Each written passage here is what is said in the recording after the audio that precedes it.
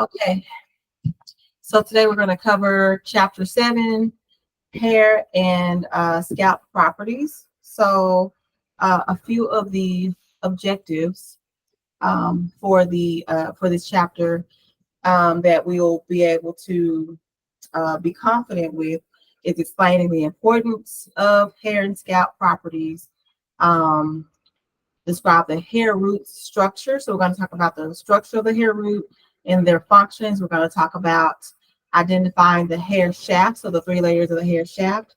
And we're going to, number 4, explain the hair's chemical composition and what gives hair its strength, elasticity, and color. And then we're going to compare the different factors the different factors that we should consider during a scalp and hair analysis. And then we're going to talk about the 3 types of the 3 hair types, and then the 3 hair growth cycles. Okay, so this is properties of the hair and scalp. It's chapter 7, starts on page 130 in the cosmetology textbook. And so as far as why we should study properties of the hair and scalp, so the text just says, as a cosmetologist, you will be responsible for protecting the health and the integrity of your client's hair and scalp. To do that, you must understand the hair composition and how hairstyling and chemical services alter the hair. So a lot of times, Natalia, people can be very skilled in doing hair, but they may not know how to care for hair. And I think that sometimes we compromise our clients' hair due to lack of knowledge of how to care for it. And then sometimes we might have clients that are looking to grow their hair or maybe even make their scalp more healthier. And so understanding the components of the hair and scalp will help you to service your clients better in those aspects. So you want to have a thorough understanding of the properties of hair and scalp because analyzing the hair and scalp is the first key step to providing services that help clients maintain the health and integrity of the hair. And also you'll understand how the hair structure is formed and how those chemical services and hairstyling services that we offer do alter the hair. And then lastly, being able to identify the hair growth cycles and the differences between common and uncommon hair loss helps to better recommend those clients hair loss treatments. So that's pretty much that on why we need to understand the importance of hair and scalp properties. I'm going to skip the group discussion and the activities because that's what we'll do in class. And then I'm going to skip the check-in. So the check-ins will be in your Google Classroom as a part of your review, your chapter review. So we get to the check-in questions. Sometimes I may ask the check-in questions, or if I don't ask them, if I skip them, you'll for sure see those check-in questions on the chapter reviews in the Google Classroom. Okay. All right. So starting with the hair shaft structure. Okay. Excuse me. The hair root structure. I was on the wrong page. So the term trichology, you'll see this term. Trichology just means the study of hair. Let me close my door really fast. Hold on.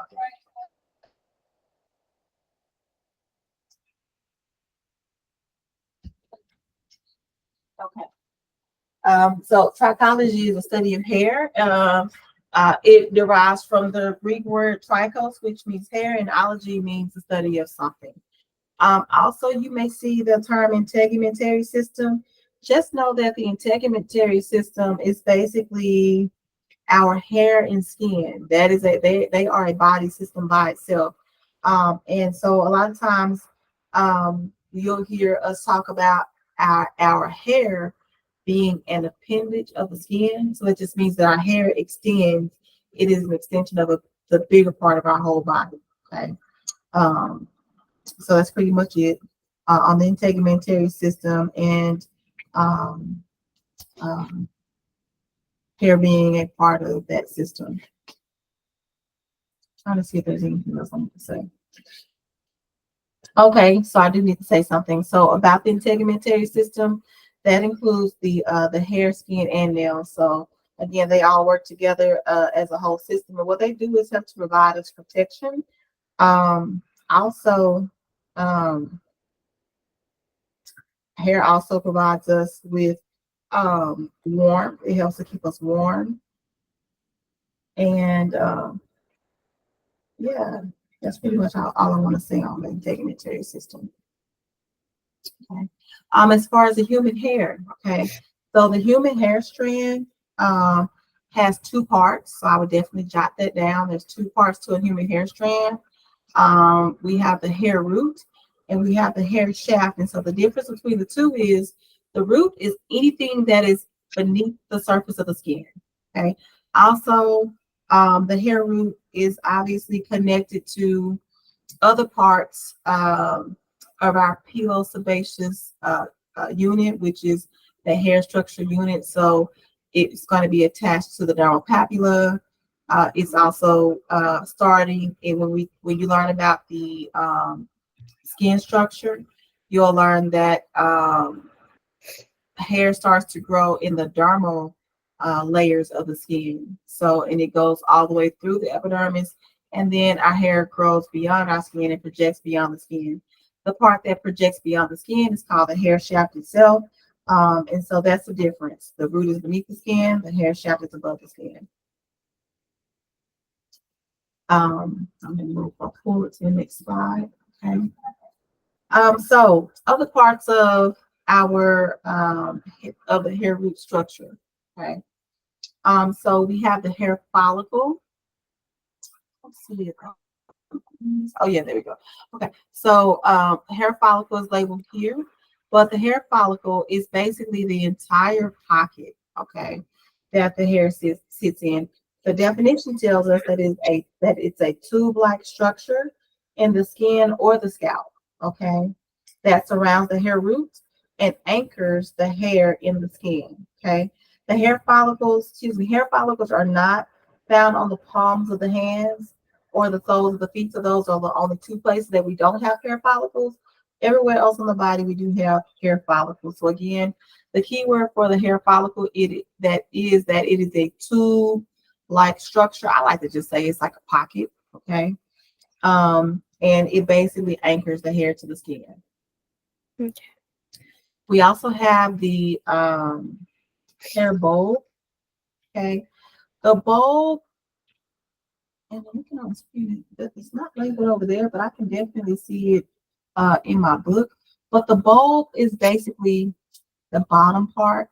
The base, we're going to say that that's the base of the follicle. So I would definitely write down hair bulb and write down that that's the base of the hair follicle. And it does have a bulb shape, okay? And it contains the cells, the living cells that form the hair strand. So the bulb is kind of like a seed, okay, that the hair grows from. Trying to see if there's anything else I want to say about the bulb. The next thing that we have, the next part of this structure, here it says the hair papilla, but the textbook calls it the dermal papilla, okay? And I'm going to follow that line over here. But basically, what I explain to students is the key word here is that is a cone shape, okay? It's a cone shape. So it kind of looks slightly elevated. And when I think about the bulb and the hair papilla, let me come back over here to where you are. The bulb fits onto the papilla. The papilla is cone shaped. The bulb fits on top. So basically, the papilla is kind of like the plug and socket. The papilla is going to provide the blood, the oxygen, and the nutrients. That's why you can see these red and blue nerves feeding into the bottom of the hair root or that bulb area. Okay. Now, anytime that the dermal papilla is destroyed, there will be no hair growth because there's nothing plugging into the hair bulb or the hair root itself to provide any nutrients. So things like have you ever heard of electrolysis? So when people go to get electrolysis, which is the only permanent FDA permanent hair removal, what they're doing is they're inserting like a probe or a needle into each follicle, and what they're doing is they're zapping that dermal papilla. And so when they zap it, it basically retards it or kills it. So now there's no longer going to be any hair that grows there. Okay. So again, dermal papilla, it is responsible for hair growth. It is cone shaped. That you might want to write that down. And it contains the blood vessels that supply nutrients that allow the hair to grow.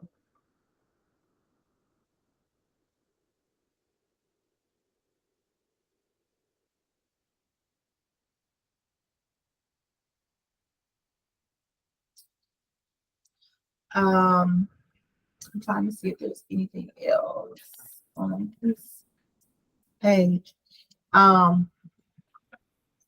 Okay, you see this erector pili? Can you see my mouse? It's itty bitty. Oh, okay, hold on. Let me go over it. Can you see it now? There it goes. Okay, so the erector pili, okay. The erector pili muscle is here, so it's also part of the hair root structure. The erector pili, I need you to write down and know that it is the involuntary muscle that's attached to each hair follicle. And so it's the muscle that causes goosebumps. So that's what you need to associate with the erector pili. It causes goosebumps. It makes our hair strands stand straight up. It is an involuntary muscle. Okay. Also, another part of this hair root structure is the sebaceous gland, which is here. Okay. So what the sebaceous gland does is it attaches to the side of the follicle and it supplies oil, okay, to the hair and the skin. So you do need to know that the sebaceous gland is attached to the hair follicle, and it supplies oil, or what we call sebum. So you do need to know the term for oil, or for that oil that the sebaceous gland produces. It's called sebum. Okay? And what sebum does is lubricates our hair and our skin. Cool beans? Mm-hmm.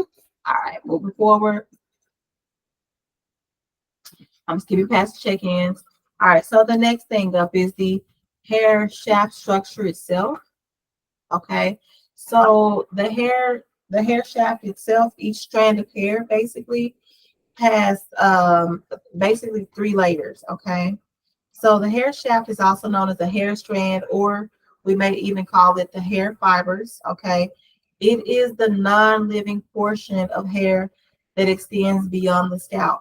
So the hair that we comb, we braid, we shampoo, those strands are non-living. It's already dead. Okay. That's why when we do things like hair color or other chemical services like perms or relaxers, or even when we use extreme heat, that's Mm-hmm. why the hair breaks easily because it's already dead. And so when we do those services, like those chemical services or use extreme heat, is we're drying the hair out even more, which again, it's not going to be able to combat that because it's already dead. So it's going to do nothing but dry out or snap off. Okay, but the 3 parts of the hair structure itself. So the outermost layer, okay, is the cuticle. If you notice, the cuticle, they look like little shingles. Okay, so what Mm-hmm. the cuticles do is it opens and closes. The job of the cuticle is basically it protects the inner layer. It protects that cortex layer. The cuticle also helps to retain. It helps our hair to retain moisture. So the cuticle is very important um, when it comes to hydrating. When it comes to hydration, um, Mm-hmm. Some of your clients are going to have more porous hair, meaning it's going to absorb everything.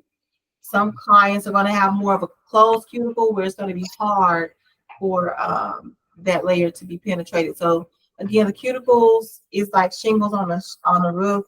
They do open and close. And so we'll talk more in depth about the cuticle when we get into hair color and the chemical texture surface chapters. But just for now, just know that the cuticle protects the cortex. Okay. Um, and also, it says in healthy hair, the cuticle does lie flat, but anytime that we put chemical services or chemicals on the hair itself, it makes that cuticle swell and soften. And in those hair color and those relaxer and permanent wave surfaces, they have to soften up the hair. They have to soften up the cuticle so that those chemicals can penetrate through to the cortex. So I use the phrase soften and swell. When it comes to hair color and chemical services, those chemicals in those products make the cuticles soften and also swell so that um, the hair strand can be penetrated. So basically, those products make the hair vulnerable, right? Mhm. Okay. The next part of the hair shaft structure is the cortex. Okay. So the cortex is the second layer. I don't really like to say one layer is more important than the but I will say that the cortex is pretty important because here in this layer, this is where all of the chemical changes takes place. This is where our melanin is housed, which determines the color of our hair. In this layer also determines the strength and the elasticity of the hair. So the cortex layer is important. Again, the cuticle wraps around it to keep this middle portion protected. Okay.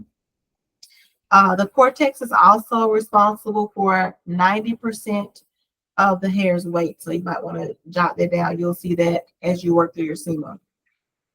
The last part of the hair strap, the hair shaft structure, is the medulla. Okay, it's the innermost part. That's the key word here. It's the innermost. It's the core of the hair. Um, it also may be referred to as the hair's pith, P-I-T-H, the pith or the core. Also, an interesting fact about the medulla is that not all hair types have a medulla. So for Asians, like their hair strands are really tight and I don't want to say their hair is thin, but their hair strands are really compacted. So when you slice their hair strand, look at it under magnifying glass magnification, it's hard to identify the medulla. So um, honestly, the medulla doesn't have much to do with the hair. Like I said, some hair types don't have it at all, or it may look non-existent because of how tight or how compact that hair strand is itself. Mhm. Um, Generally, people that have coarse hair, they will have a medulla. So the coarser the hair, the more you'll be able to identify that medulla. Fine hair does not have a medulla. Okay? Um, Another interesting fact, beard hair. Beard hair always contains a medulla because their hair is usually coarse. Mhm. Okay. All right, moving forward. So what else do I need to say about this? Just know that the hair is made up of keratin. So that's the main takeaway from this.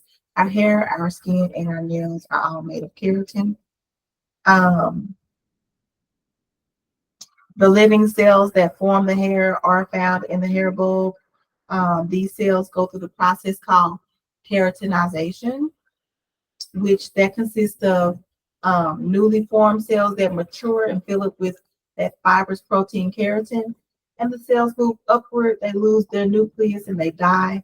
And then once that hair strand emerges from the scalp, the hair cells are dead and they are completely keratinized. So the hair that we touch, that we can see, that we style, that we cut, and things like that, the hair has been completely keratinized, and it is technically dead.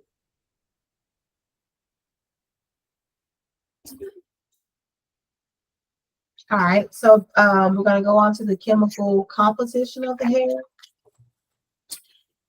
You will see these, the cons elements. You need to know, you'll see this on the exam for sure.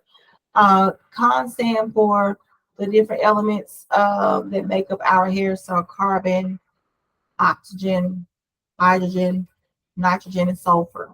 So these elements are important, especially when it comes to different surfaces like your chemical surfaces and your hair color Mm-hmm. surfaces. And so again, these are referred to as the cons elements, and these elements are also found in the skin and also found in the nails. So our hair is 51% carbon, 21% oxygen, 6% hydrogen, so 6%, yeah, 6% hydrogen, 17% nitrogen, 5% sulfur.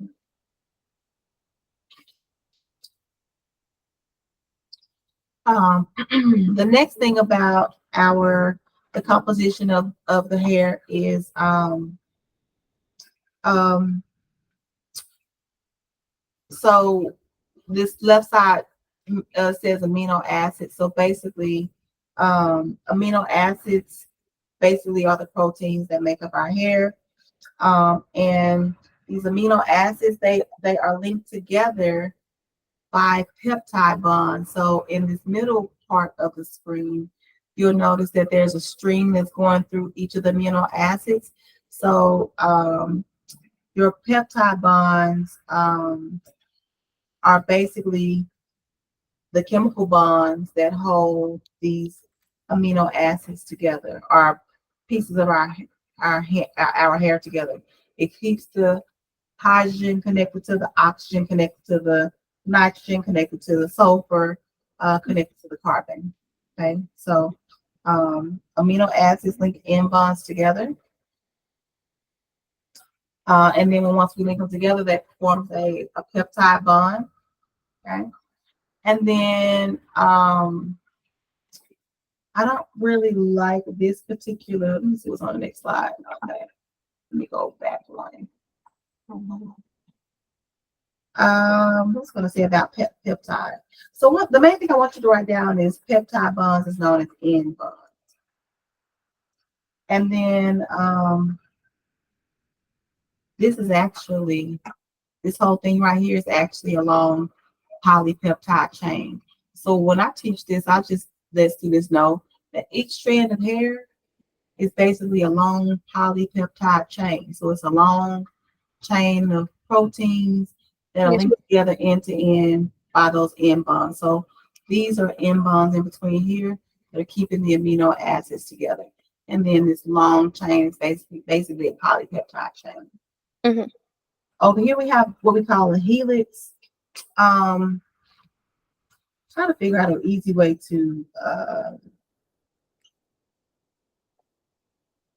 how to explain a helix.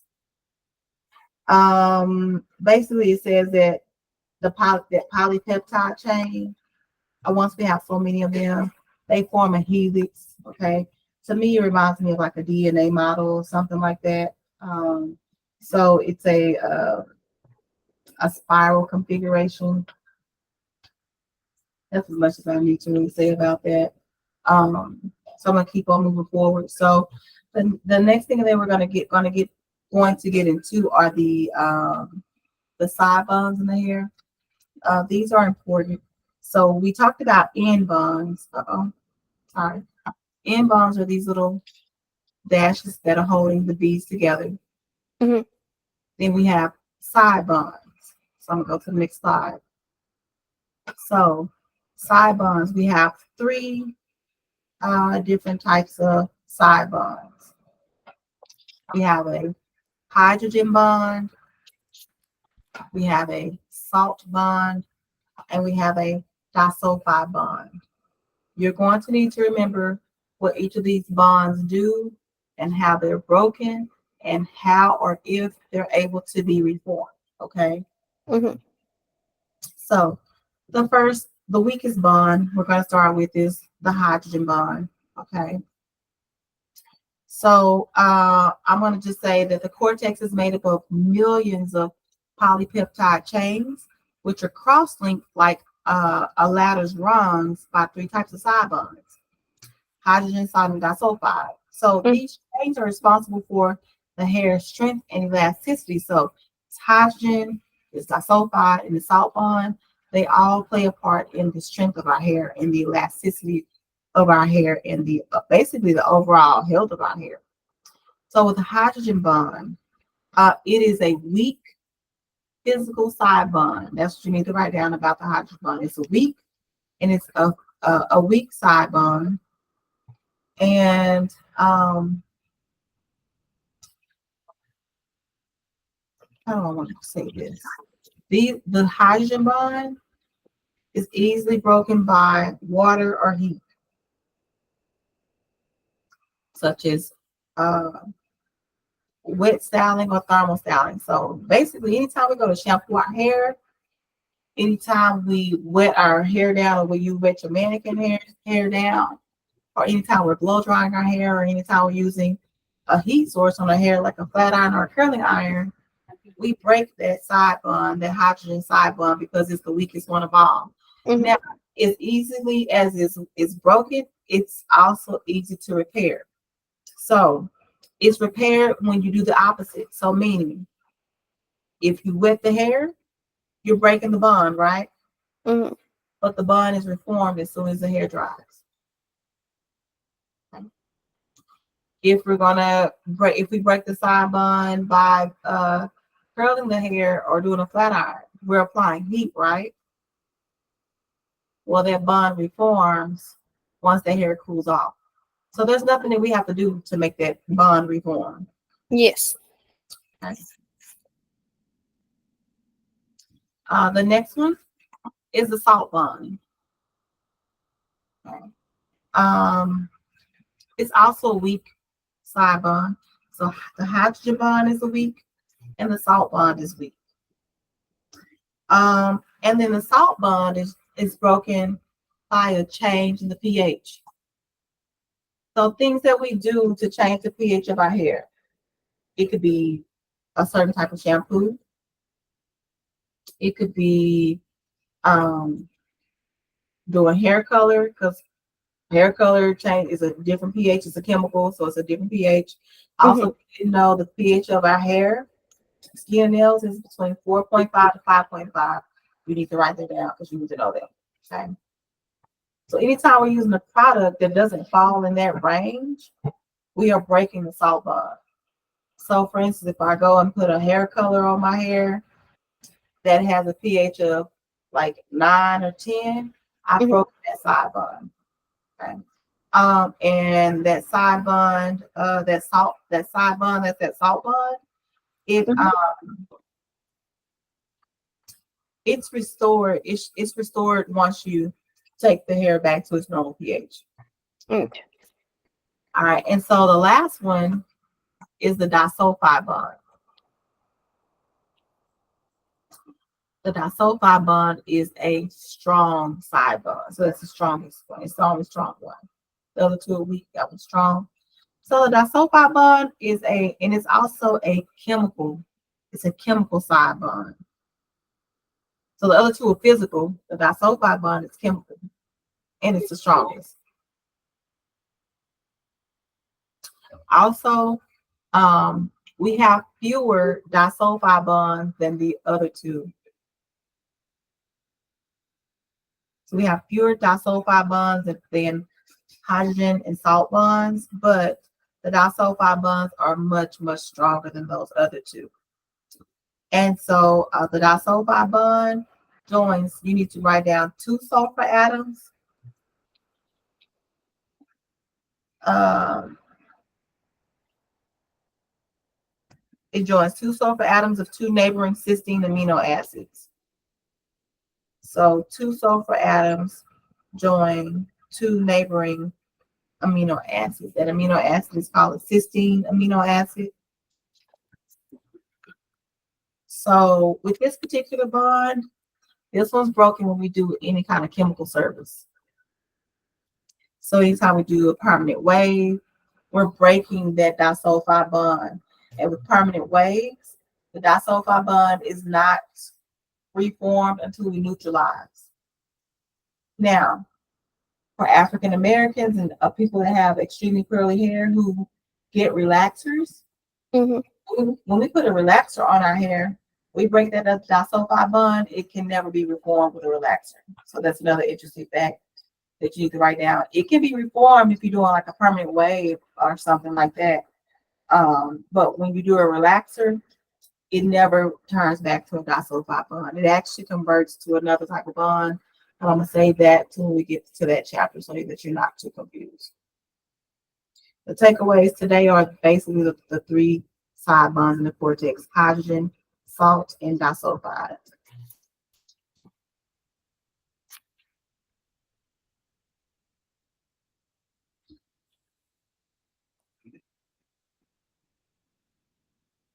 Okay.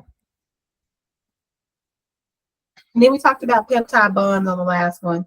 Peptide bonds are N bonds. They're also strong. So the only two strong bonds, peptide bonds, which are N bonds, and the other strong one is a side bond that's a disulfide bond. Mm-hmm. All right. All right, moving forward. Oh, yeah, so I didn't even realize that this chart was coming up. So you can kind of see the difference between all the bonds, and you can see that the hydrogen bond is a side bond. It's a physical side bond. It's weak as by water or heat. It's reformed when we dry or cool the hair. We got the salt bond. Again, it's weak in strength. It's broken by a change in the pH. It's reformed whenever we rebalance the pH, whenever we neutralize the hair or restore the hair to its normal pH. And again, the pH is what? 4.5 to 5.5? Mm-hmm. Okay. Then we have that sulfide bond. That's a chemical side bond, right? It is strong. It's broken by any kind of chemical service. So thioperms, thio-relaxers, and also hydroxide relaxers.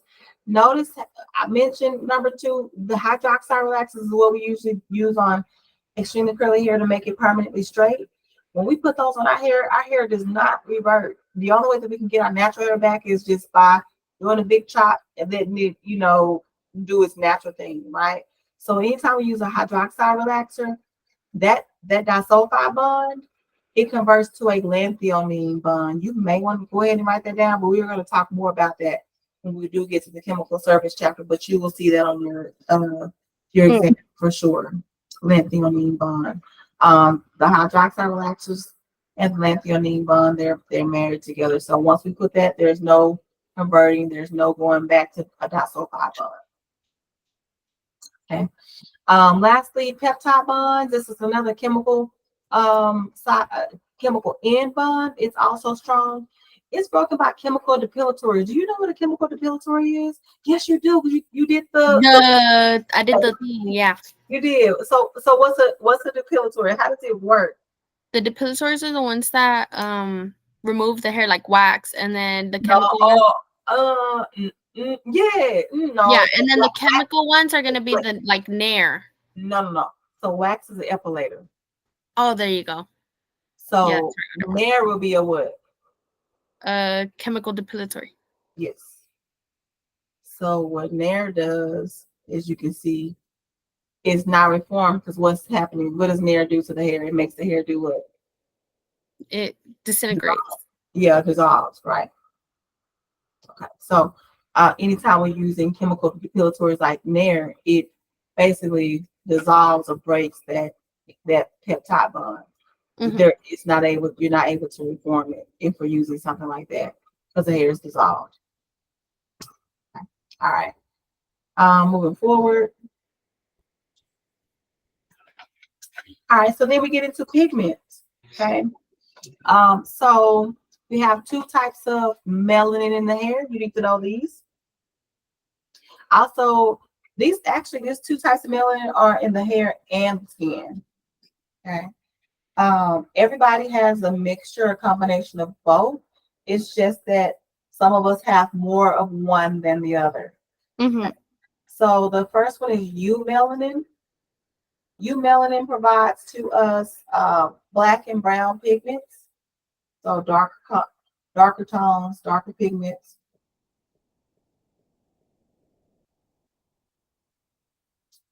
And pheomelanin provides yellow to red pigments.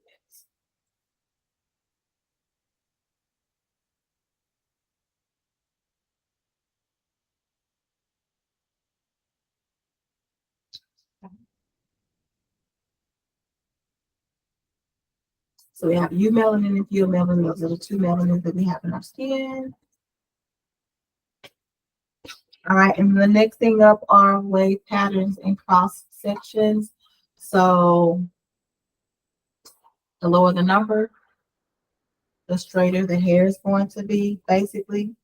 Um,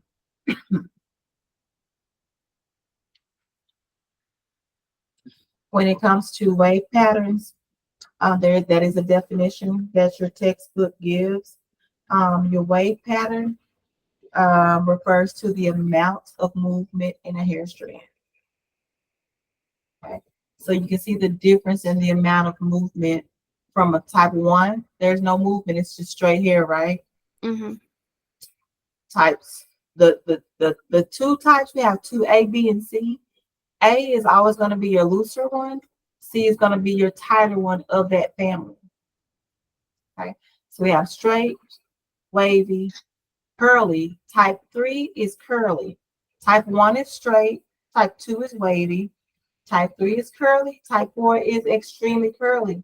And again, we have an A, B, and C for types 2, 3, and 4. So Mm-hmm. A is going to be the looser of that wave pattern. C is going to be the tighter of that wave pattern. Our natural wave patterns are a result of genetics. The shape of the hair follicle also determines the shape of the hair strand itself. So the way people's follicles are shaped determines what the hair strands look like. And again, it's genetics. Also, another interesting fact is on one head of hair, on one head of hair, a person can have a few different textures. I for sure have a few different textures. I have extremely curly hair, but like this back corner over here, girl, it is my patch. It's the rough patch. Okay. It always takes me a little bit more force, a little bit more heat, or I have to go over that part a little bit more than like the top of my hair or this side. So that is a common thing. Also too, all wave patterns are possible for anyone, regardless of your ethnicity. Okay. Moving forward, and again, the way that the follicle is shaped will determine how the hair grows. Straight hair has a round. This is trying to show us the cross section has a more round cross section. Wavy and curly hair has more of an oval cross section. This one's not really showing what the book is showing, but very curly hair or extremely curly hair has an elliptical cross section, so it's kind of tilted in a sense. Mm-hmm. Also, very curly hair is also referred to as coily hair. Also, people think that just because a person's hair is curly or extremely curly, that it's stronger, and that is not the case. Because if you look at all of if we look at this strand right here, it's very curly. Every time there's a bend in the hair is compromised. So take care with your clients that have curly and extremely curly hair. You don't want to be too rough with it because it just may be daunting and overwhelming to look at, but it's really the weakest type of hair because it has so much movement in the strand. So many bends and curls, it's going to be easier and more prone to break. moving forward. And let's get the check-ins, so they're going to be in your Google Classroom. All right, so the next thing we're coming across is texture. So hair texture, I'm going to give you the definition of texture. And this part of the text, we're going into the scalp and hair analysis. So as far as texture, the definition of hair texture, it is the diameter of the individual hair strand. Texture is the diameter of the individual hair strands. So we have fine, medium, and coarse hair. It is common for hair from different areas of the head to have different textures as well. Again, like I said, I have my rough patch over here. I have probably more coarse hair in this area. So it's still extremely curly, it's just a little bit more coarse. Everyone else, my hair may be medium in some areas and possibly even fine in some areas. Like my edges, most people edges are a little bit finer than like what's in the thicker part of the hair on the crown area. So for your fine hair clients, they're gonna have the smallest diameter hair strands. Fine hair is very fragile, okay, in comparison to medium and coarse. So I don't know if you ever noticed when you go to buy have you ever bought box hair color before? Y'all have always gone to the probably professional beauty supply. Okay, so when it comes to like relaxers and permanent waves, they'll give you a processing time. The processing time is determined by your client's texture. So the finer the hair, the shorter the processing time is going to be because it's already thinner strands, right? The hair, usually the processing time is going to be a little bit higher because it's a thicker strand that chemical has to break through. Also fine hair, lower heat settings on your curling iron is going to be your key. And then fine hair it typically tends to feel limp or flat. It lacks volume because it's fine. So a lot of times it kind of hugs the person's head. So with those clients, you're going to have to find creative ways to create the illusion of volume. For your medium strand hair people, medium texture hair people, it's the most common hair texture. And it typically doesn't present any problems when styling because it's right there in the middle. Our coarse people, they have the largest diameter. They require stronger chemicals because, again, the strand is so thick.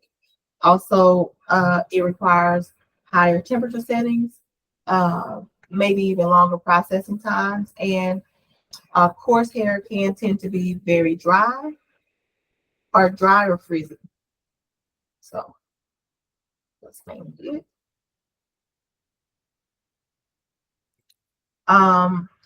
To determine a client's hair texture, all you need to do is take a strand of your hair and just feel it between your fingers, okay?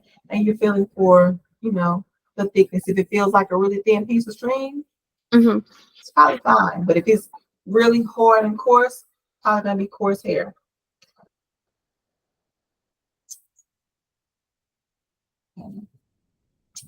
The next vocabulary word is density. Okay. So density measures the number of individual hair strands on 1 square inch of scalp. Okay. So if all of these squares represent 1 square inch, you can see the difference. So, and people can have a combination of these different things. A person can have fine hair, but have high density. So that means they have fine hair, but they have a lot of hair strands in it per square inch. Or they could have high density and really coarse hair.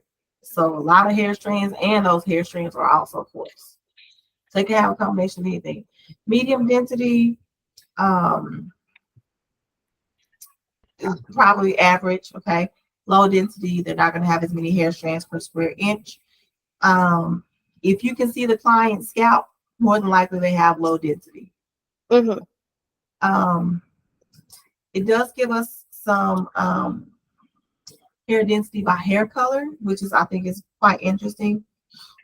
Who do you think would have the most strands on their head? Would it be someone that's a natural red head, naturally black, brown, or blonde hair? Who do you think has the most hairs? I'd say Brown, black. black, or red? Black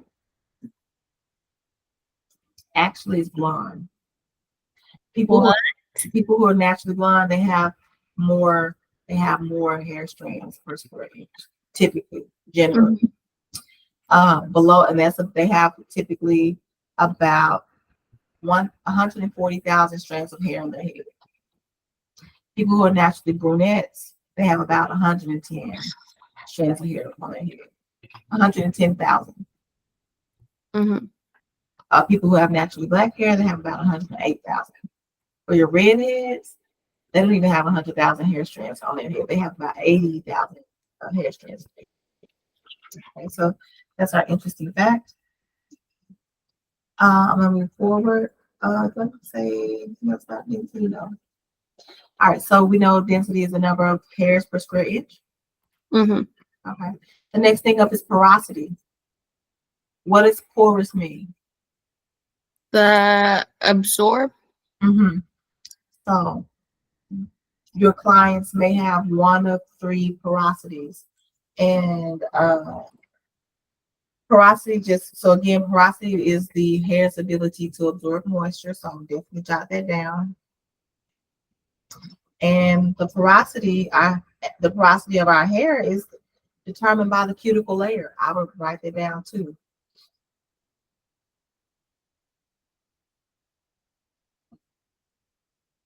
So porosity is determined by the client's cuticle layer, and also uh, I was going to say the degree of scales on of the cuticle that's raised. So low porosity. We're going to start with low porosity, which is this the left photo over there. What do you notice about the scales? There's they're very like close. They're very compact, right? Mhm. So hair with low porosity has a very healthy cuticle where the scales lie flat.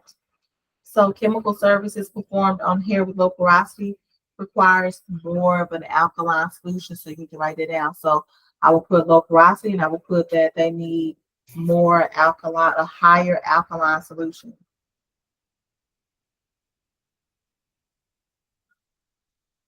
And what the alkaline solution is going to do, what we talked about it earlier, it's going to make that cuticle soften and swell, or soften and raise, so that that product can penetrate.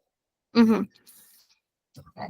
Then we have average porosity. What is that saying to you? It's in between high and low. But what are the cuticles doing? Are They're they highly compact or slightly raised? slightly raised. Mm-hmm.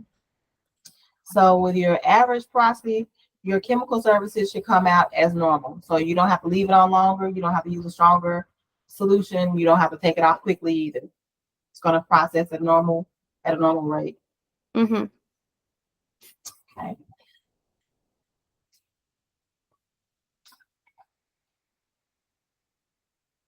Then we have high porosity. What's going on with that cuticle?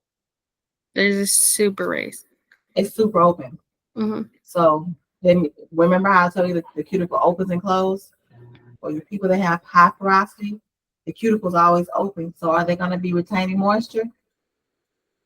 Because it's always open. So high porosity is a sign of damage because it's way too open. And also high porosity, they're going to absorb everything fast. So if they have high porosity, do we need a strong solution, or do we need a milder, lower, weaker A solution? lower one. A weaker solution, right? So clients with high porosity, you need to write down that is signs of over processing. Their hair has probably been over processed with a chemical, or could have extreme heat damage. It also may feel dry. It may be fragile, may break easily, may be brittle.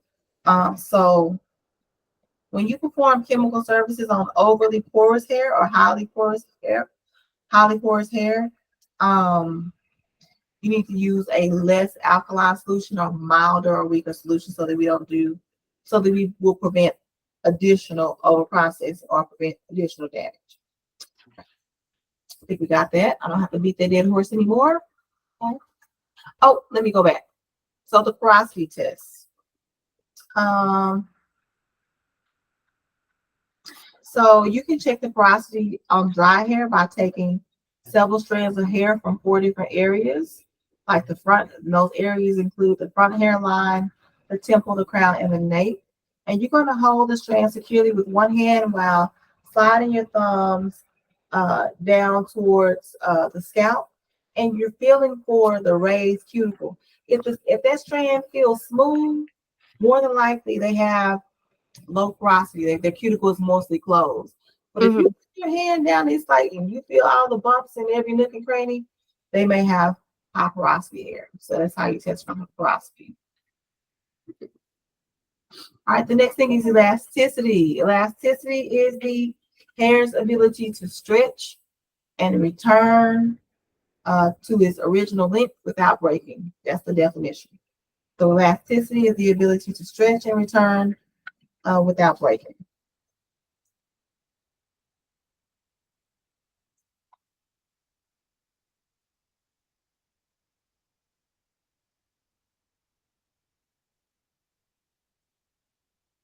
All right, so those are the main things about hair and scalp analysis. We talked about texture. We have fine, medium, and coarse, right? We talked about density. That's the number of hairs per square inch. We talked about porosity. That's the ability of the hair to absorb. It has everything to do with the cuticle being open or too close or closed tightly. Um, we talked about elasticity. That is the hair's ability to stretch without breaking. Is there anything else I need to say about elasticity? Okay, dry hair. Dry hair stretches at when it's wet. Wet hair will stretch about 30 to 50%. Dry hair should still have some stretch. It only stretches about 20%. So wet hair does have more bounce or elasticity in it. Okay. Next up are the hair growth patterns. So this is a whirl. So people have different, growth patterns. So a hair growth pattern, they're really important when it comes to styling the hair because sometimes you have to overcompensate for those patterns. Um, so it's important to notice that growth pattern when we're cutting the hair, when we're styling the hair, and also if we're talking about hair removal. Mm-hmm. Waxing, you got to pay attention to how the growth pattern or the direction of growth for the hair. So the first one, did I miss one? I feel like I skipped one. Did we miss one? Hold on. Well, hair stream is not on here. The slideshow is not showing hair stream, but a hair stream is a definition in the chapter. And Mm-hmm. hair stream is hair flowing all in the same direction. Hair flowing in the same direction. That's what a hair stream is. All right, the next one that we do see is a whirl that's up here. A lot of times you can really identify this on men, but women hair grow into a whirl as well. And so a whirl occurs when the hair leaves the follicle at an angle. Okay. And so a whirl just means that the hair is growing in a circular pattern. And the reason why it's growing in a circular pattern is because the hair is growing out of the follicle at an angle. Also, sometimes people can have more than one whirl in their hair. Now, on the right hand side, this is a cowlick. This baby has a cowlick. It could be mistaken as a whirl because I do see like a little circular motion going on up there. Mm-hmm. But a cowlick happens when the hair grows straight up or at a different angle than all the other hair. Uh, you know Dennis the Menace? Did you ever watch it? Are you old enough for Dennis the Menace? You know what Dennis the Menace is? You know, like you remember the cartoon? We used to have that little piece of hair that would stick up. Well, it was Mm-hmm. because you have two directions that's meeting, which makes that hair stick up. Okay. So a lot of times cowlicks are more noticeable in the crown, but this baby here has one at the front of his head. But again, that just means that the hairs are growing in two different directions.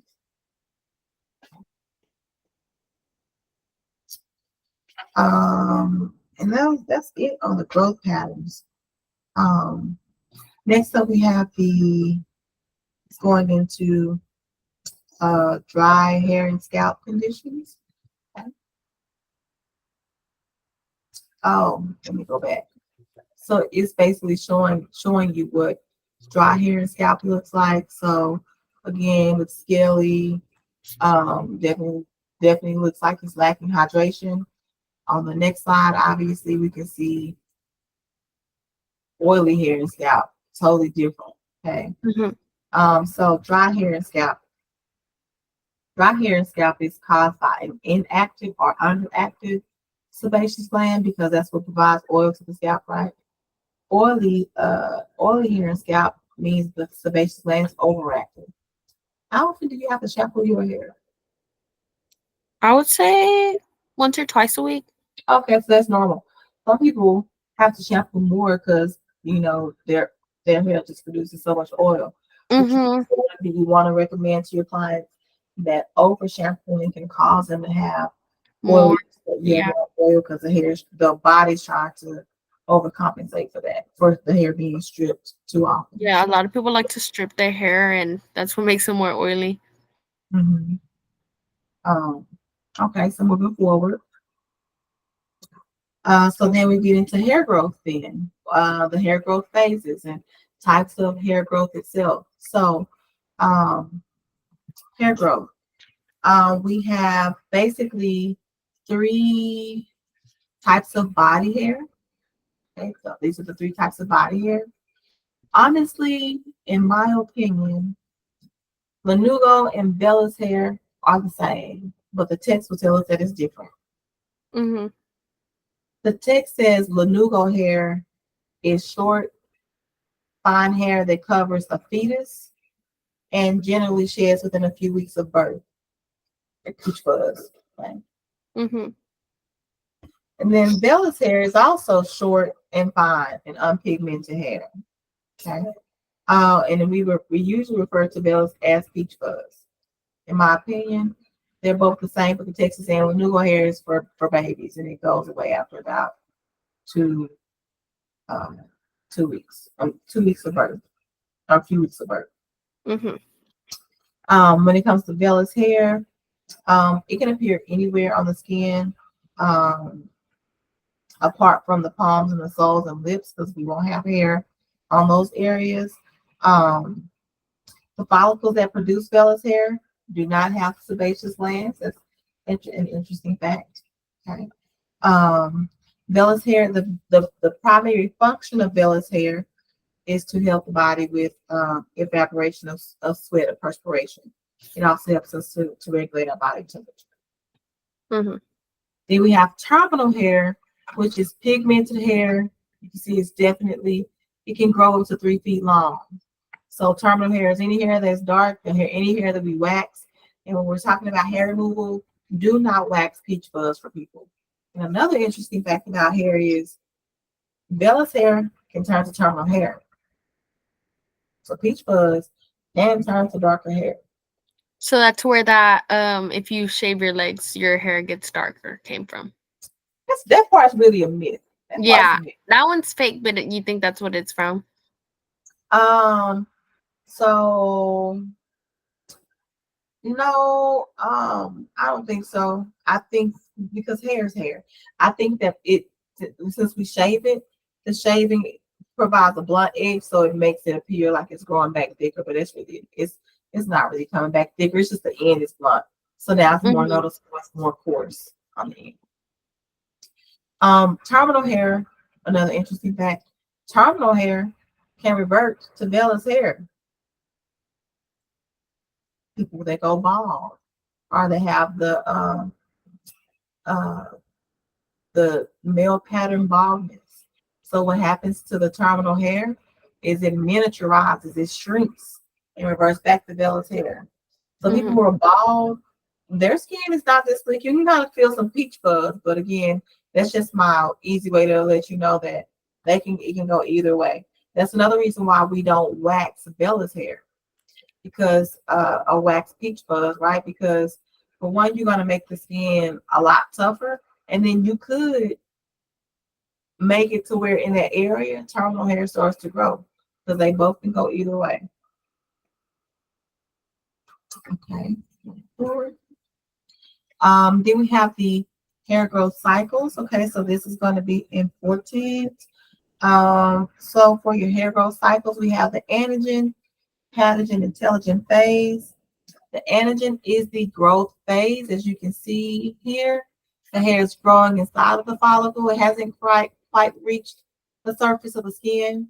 So Mhm. we call it the growing phase. New hair is being produced. New cells are produced in the follicle more quickly than any other cells in the body. The average growth per month for hair is about a half an inch per month. Mhm.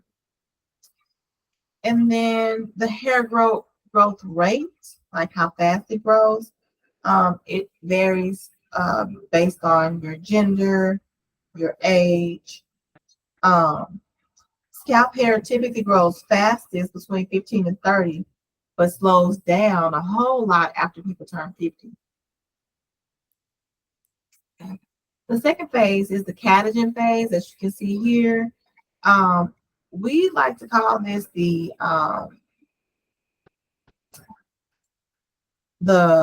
transitional phase.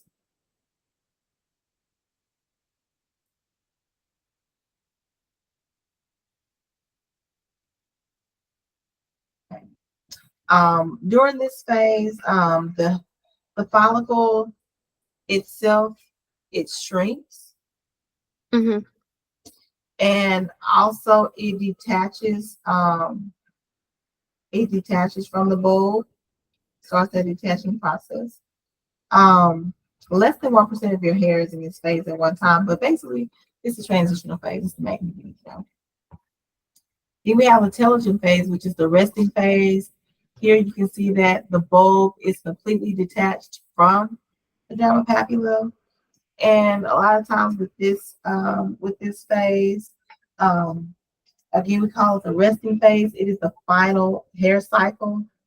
And so the hair is either shed from the follicle or just remains in place and it's just hanging out in that follicle until the next anagen phase restarts. So um, those are the three phases of hair growth. And about 90% of the hair is in the anagen phase at one time. So most of our hair is usually in the growing phase. As far as myths and facts, okay. Again, like you asked about shaving, it's a myth that shaving and cutting the hair makes it grow back faster, darker, and coarser. That is not the truth. Shaving does not make the hair grow back faster. Genetics determine the hair growth rate, and shaved hair may feel coarse because of how it has a blunt tip from the razor itself. So basically, shaving creates that optical illusion of thicker hair. Mhm. Another myth is that scalp massage increases hair growth. That's a myth. The fact is, scalp massage will stimulate blood flow, okay, Mhm. a blood microcirculation, which provides nutrients to the follicle. However, it has not been scientifically proven that scalp massage will make hair grow. The only things that have been approved and tested for hair growth are minoxidil and finasteride, which are both drugs that are prescribed from a dermatologist or a doctor. And the last myth is about gray hair. The myth is that gray hair is coarser and more resistant than pigmented hair. The only, the true fact is, other than pigment, gray hair is the same as pigmented hair. However, I will be honest. When you get gray hair, sometimes it still be feeling so wiry and hard, but the test is telling us that it's a myth. So I guess this for us to figure out if we're gonna be myth busters or not. So we have a story moment. This is Judith. Judith is a client in the salon receiving a permanent wave service today. As her stylist, Judith has a few questions to answer for you during the consultation and before starting the service. All right, so Judith has fine hair with a straight wave pattern. During her hair and scalp analysis, you determine what the cross section of her hair would be. What is the correct answer? So if she has fine straight wave pattern, what would her cross section of hair look like? Round. Mhm. All right. Number two, because Judith's hair is fine and straight, she finds that curl does not hold, and she would like a perm. What type of solution would be best suited for her hair type? She has fine straight hair. Alkaline. Fine straight hair. Curl does not hold. She would like a perm. I wouldn't say alkaline because her hair is fine. Because it says alkaline, the stronger the better. If her hair is fine, do we need that strong product? Oh no. Mm-mm.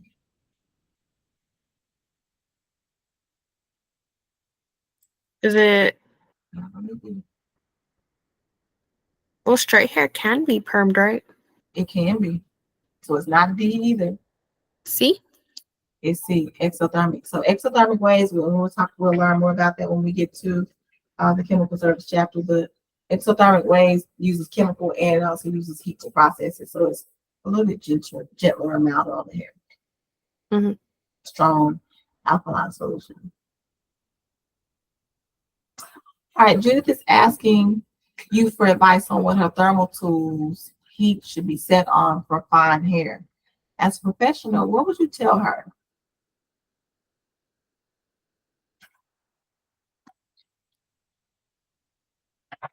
Is it gonna be medium?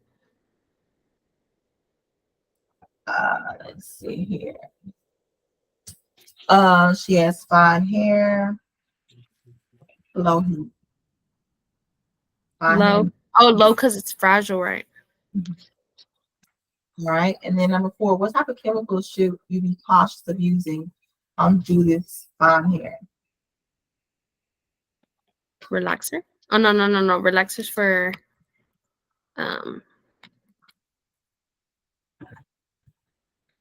Is it all of the above? She has fine hair. It's gonna be all of the above. We gotta be cautious with all of those for her hair.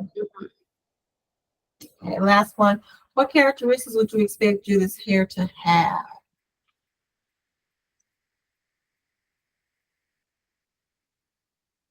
All of the above. Yep. She has fine hair and straight hair, so she maybe her hair is going to be more fragile in comparison to medium and coarse hair. Her hair may process faster, and then her hair may also feel limp or flat. Mm. All right, so that is our chapter. Those are all of the objectives that we just covered. I'm going to come back over here and stop the 45 minutes. Stop recording.